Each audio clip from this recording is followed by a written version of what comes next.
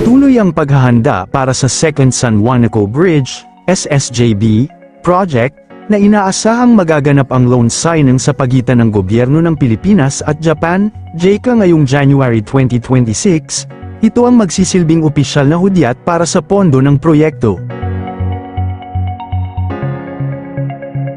At bago natin ituloy, kung ikaw ay bago pa lang sa aking YouTube channel ay huwag kalimutan mag-subscribe at i-click na rin ang bell icon para lagi kang updated sa mga bago kong upload video. Pagkatapos ng loan signing, sisimulan ang Detailed Engineering Design, DED, phase na tatagal ng humigit kumulang 15 buwan, target na makumpleto ang buong disenyo sa loob ngayong taon.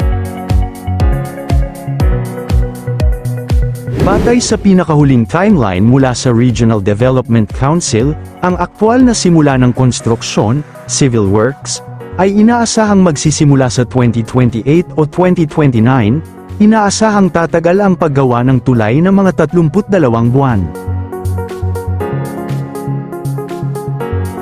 Magkakaroon ito ng haba na 2.6 kilometro, na mas mahaba kaysa sa kasalukuyang San Juanico Bridge.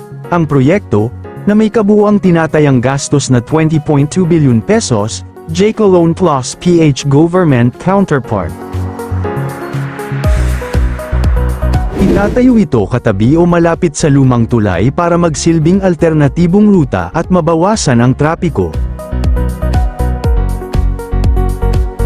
Gagamit ito ng mga advanced na Japanese technologies tulad ng seismic isolation bearings para mas matibay laban sa lindol.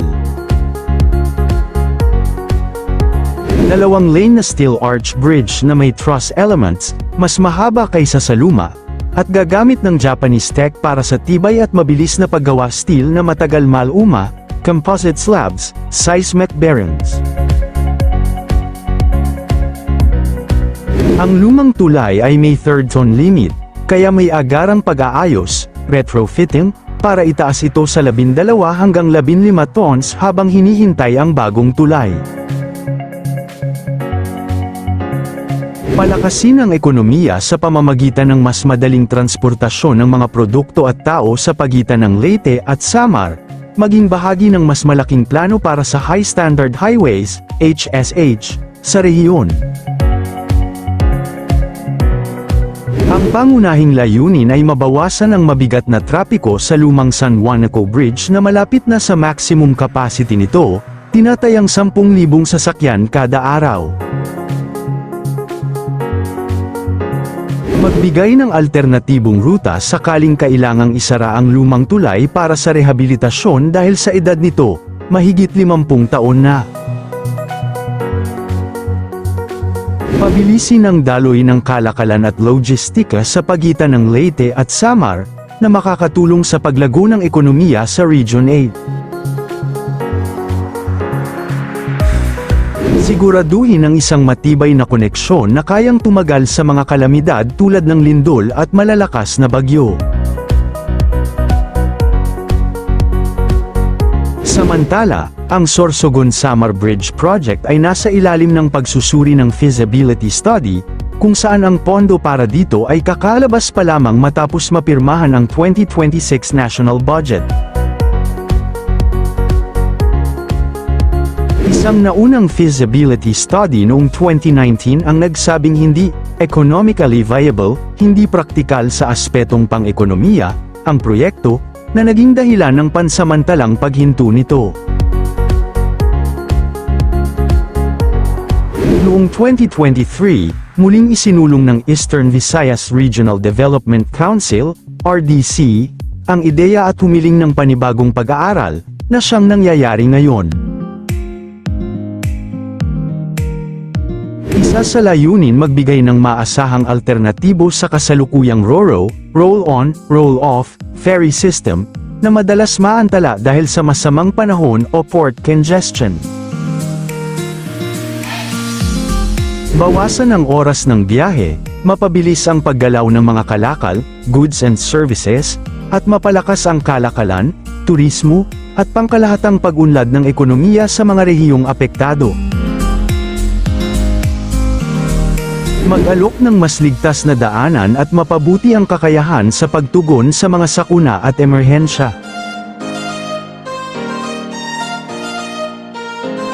Magbigay ng permanenteng link sa pagitan ng Luzon at Visayas, na tutulong sa pag-uugnay ng buong bansa sa pamamagitan ng Maharlika Highway Network.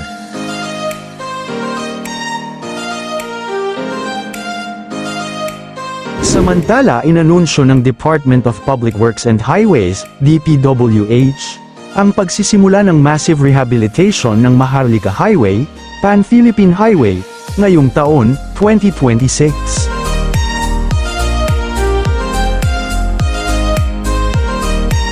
Ito ang itinuturing na kauna-unahang malawakang pagsasaayos sa buong stretch ng highway mula nang matapos ito noong dekada 70s.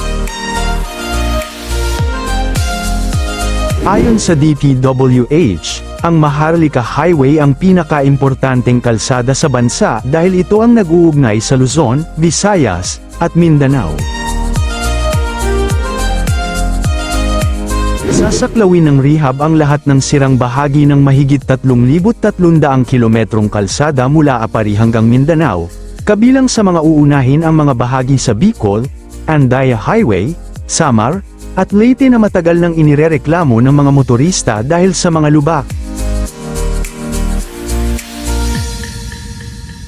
Tinatayang aabot sa 16 na bilyon pesos ang paunang pondo para sa proyektong ito, na posibleng tumaas pa depende sa pinal na technical assessment.